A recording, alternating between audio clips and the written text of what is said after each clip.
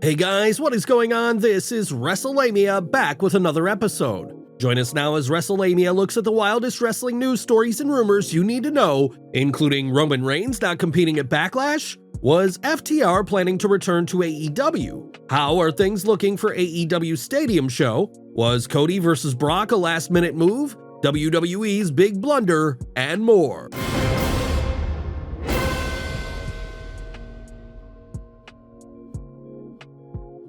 Bad news for Roman Reigns at Backlash? No, the WWE doesn't plan on having Roman lose the undisputed title at WWE's upcoming PLE in Puerto Rico. Indeed, the Tribal Chief won't even be at the show, at least according to a report from this week's Wrestling Observer newsletter. Reigns will not be on the San Juan card, or at least that wasn't the plan on Monday, but he will be doing other major events over the next few months. Although Reigns won't be there, Meltzer reports it's likely the show will feature Bad Bunny teaming up with Rey Mysterio to take on the Judgment Day's Damian Priest and Dominic Mysterio. Diamond Dave speculated that the WWE may book Cody Rhodes versus Brock Lesnar at the show, and if not, it'll likely take place at the WWE's King of the Ring event in Saudi Arabia later that May. Roman Reigns not appearing at SmackDown? Roman Reigns may not be on tonight's SmackDown either, as WRKD Wrestling is reporting. Please keep in mind that things are currently volatile and things can change on a whim. Currently, Roman Reigns is not scheduled for SmackDown tomorrow night,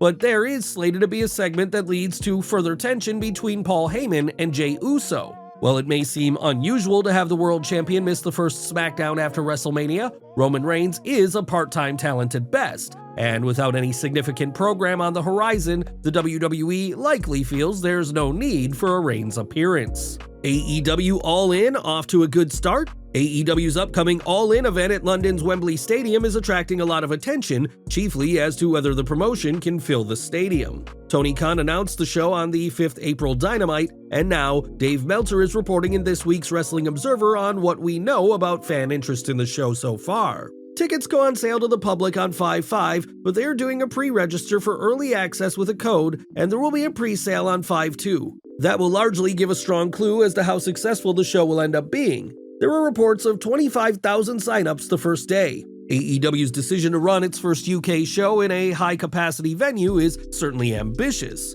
There's the potential for massive success as well as massive failure. According to Meltzer, AEW is hoping to take advantage of two big anniversaries. Khan is also promoting the show around 2023 being the 100th anniversary of the original Wembley Stadium and the 100th anniversary of Warner Brothers, the ownership company of TBS and TNT, the company's US broadcasting partner. While these anniversaries may look good on a marketing prospectus, AEW's ability to draw enough fans to make this a success relies on two factors. One, the appeal of the card, and two, the ticket prices. Khan should book this like AEW's existence depends on it. FTR never intended to return to WWE. FTR's win over the Guns on the 5th April Dynamite saved them from having to leave AEW, but did the new AEW World Tag Team Champions have any intention on returning to the WWE after their AEW deals ended? While FTR's Dax Harwood teased a possible WWE return a while back with a tweet, apparently that wasn't the case.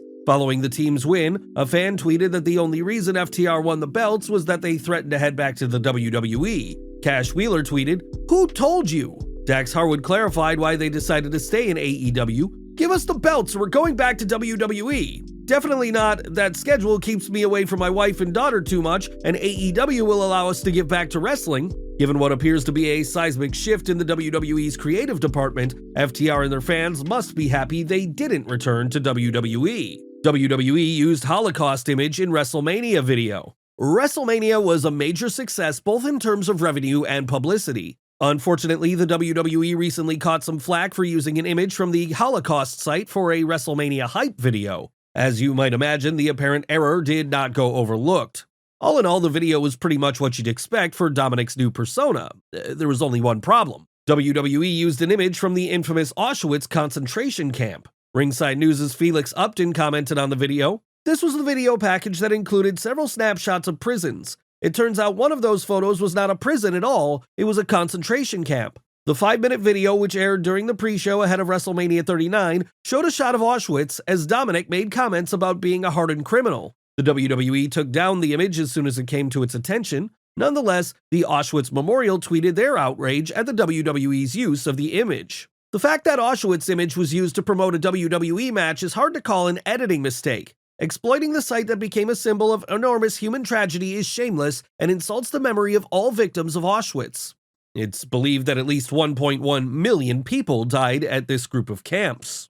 WWE planned Cody vs. Brock well before Raw. Was Brock Lesnar's brutal attack on Cody Rhodes during Raw a last-minute decision thrown together by Vince McMahon? Not according to Fightful Select's Sean Ross Sapp. Fightful Select reported this week that while there was some adjustments to Cody Rhodes' WWE Raw plans, this was not one of them. Brock Lesnar and Cody Rhodes were not only scheduled to start a program before Vince McMahon, but it was planned well before that. Rumor has it Brock's talk of taking time off after WrestleMania was just another case of a wrestler kayfabing the locker room. WWE had plans for Jay White before AEW signing. Jay White is all elite, but according to Fightful Select, the WWE was not only confident he'd sign with them, but they had also made plans for him in the promotion. In the following weeks, WWE were confident they'd land White. Along the way, we were told that Triple H and William Regal both showed interest. However, WWE higher-ups said that the company failed to communicate properly along the process before noting that AEW landing him over WWE could have been a product of Vince McMahon's returns and the lack of main roster hires since then.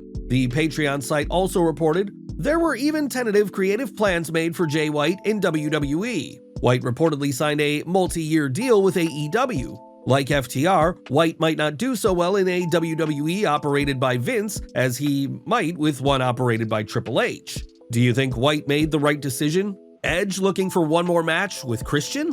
Edge has made it clear his current run with the WWE is his last run in wrestling, but is there any chance of one last team-up or match with Christian Cage? Dave Meltzer commented on this in the latest Observer. Behind the scenes, there was talk of Edge and Christian wanting to team together for one last time or run, but we don't know Christian's contract length and if it would be possible. While an Edge-Christian reunion would be fantastic, why would Christian want to return to WWE when they weren't using him when he was there? Latest Logan news. Is Logan Paul staying in WWE? Dave Meltzer is reporting, Logan Paul, when talking about his contract expiring after WrestleMania, did say that he expects to sign a new deal, and during the week, the talk was that he did sign a new deal. Paul and WWE seem to have a good relationship, and with rumors Paul will wrestle John Cena at SummerSlam, it seems like he'll be sticking around. Wrestlelamia will continue monitoring this story. Chelsea Green hospitalized. Last but not least, it looks like Chelsea Green has a good reason to complain. While Green's WWE Karen character is usually the bearer of trivialities she turns into major complaints for Raw's manager, Adam Pearce,